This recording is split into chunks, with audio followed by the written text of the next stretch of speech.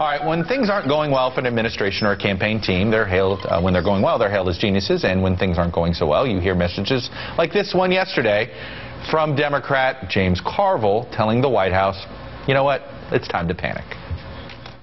When we lost all the seats in 1994, a lot of us got fired. I didn't have a consulting contract with the DNC.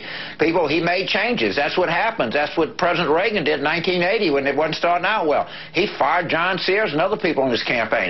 He talks about Lincoln. How many generals did Lincoln fire? Even Rumsfeld lost his job. The Republicans fired Newt Gingrich. You got to give people a signal out there that something's not working and you're trying something else.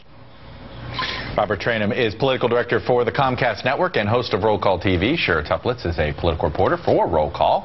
And Ari Shapiro is the White House correspondent for NPR. Thank you all. All right. Ari, you cover the White House with me pretty closely. This White House going to take James Carville's advice? I mean, this president seems like the last one that would simply go around the table and say, you're fired, you're fired, you're fired. This is not the kind of president who does that. Even when there was a house cleaning of sorts in 2010, we saw the new people who came in, David Plouffe and such, were not really new people. They were people who were very close to Obama. This is a president who prizes loyalty. I think we may see some reshuffling of chairs, but we're not going to see the kind of full house. But let's remind people, I mean, there is a Rahm and Axe ran the White House, sort of, you know, the chief of staff messaging guru versus now that is, those roles are Daley and Plouffe. It is a different style of leadership. It's a very different style of leadership. In fact, it was funny in some of the criticism we saw of Bill Daley this morning. Too orderly. Saying Rahm was so orderly, and I thought, you know, of the many positive things you could say about Rahm Emanuel, organized was not at the top of the list that I would have written. I think what they didn't like is they're not invited to as many meetings. Well, and what's interesting is that they're making that a daily criticism. I think Plouffe was also interested in cutting people out of meetings. Sure, there was also a lot of response from Capitol Hill in these articles, and in fact, frankly, it had the fingerprints of Capitol Hill grumbling, more so than it did from inside the West Wing. The beef of the congressional Democrats is what? Well, I think congressional Democrats are frustrated because they don't have a voice in the White House. They can't go up there anymore. When Rahm was in the White House, they knew Rahm. Rahm got some of them elected back when he was DCCC chairman in 2006.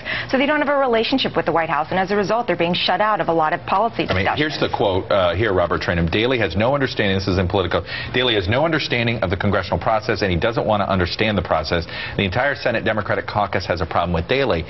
He was brought in to deal with Republicans as much as he was with Democrats. I have a feeling that a little bit is inside of that. That's not his skill set. He's not a member of Congress. He wasn't brought in to do that. And remember, Rahm was a member. He was one of them. So what we see here is a lot of bruised egos. What we see here is a lot of people not invited to the White House. We see that the president not returning their phone calls, but Daley returning their phone calls. So, you know, this is very consistent with the Obama campaign. You know this, Chuck, back in 2008 when a lot of Washington insiders were upset with the Obama campaign because they thought that perhaps maybe this was they weren't hands-on enough. So this is very typical of Washington, D.C. Now, guys, it's my understanding that Team Obama on the campaign side wants to fight back, wants to sort of punch a little bit some of these congressional Democrats quietly and say, hey, guys, rally around the team. And you see a little bit of that in this memo this morning from David Axelrod, who's now on the campaign side of things. And he writes, members of the media have focused on the president's approval ratings as if they existed in a black box following the intransigence of the Republicans during the debate.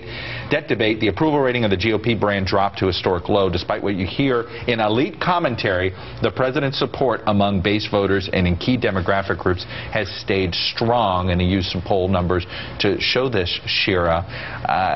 A little bit of a, quote, remain calm, all is well to some Democrats, but at the same time, trying to get a little feistier in tone.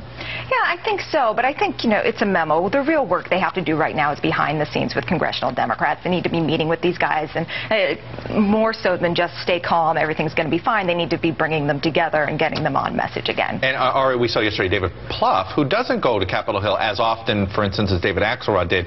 It was he and Gene Sperling and Stephanie Cutter that went down there to brief Senate Democrats, and it seemed like it went better. Well, and that was right after we heard quotes from Senate Democrats saying, oh, maybe we'll take this piecemeal. There's some resistance to a big chunk of legislation. I think the White House may ultimately expect that they're going to get this bit by bit, but they don't want Senate Democrats saying that openly. They want a show of unity. But, you know, it's a larger structural problem that I think Team Obama has, and that is most Democrats, rank-and-file Democrats, they don't believe that this White House fights for anything. They don't believe that this White House stands for anything. And so it's a larger structural problem that no memo will fix. So, and it's a little thing. So, for instance, the speech date thing, the fact that the president caved on that, it was symbolic. It was emblematic, is what somebody else said. And then, for instance, one day David Axelrod says, no, we're not going to negotiate this peace by meal. And then 3 hours later, it's saying, look, we'll take it. It's these slow little drips that Democrats are saying, you know what, I don't know what this White House Stop working with these guys. They're not working with you. Exactly. Stop playing nice. Robert, Shira, Ari, hang on. We're going to talk about some more action on the other side, including what's going on the Republican side. But first, we had our trivia. We asked which U.S. president that we know of fathered the most children. The answer, John Tyler, with 15 legitimate children. He owns the record among presidents, because a lot of people had their illegitimate, snarky answers on Twitter. Tyler was born during George Washington's presidency. His youngest child lived to see Truman to be president. Think about that. And one of his grandchildren is still alive. We'll be right back. You're watching the Daily Rundown, only on MSNBC.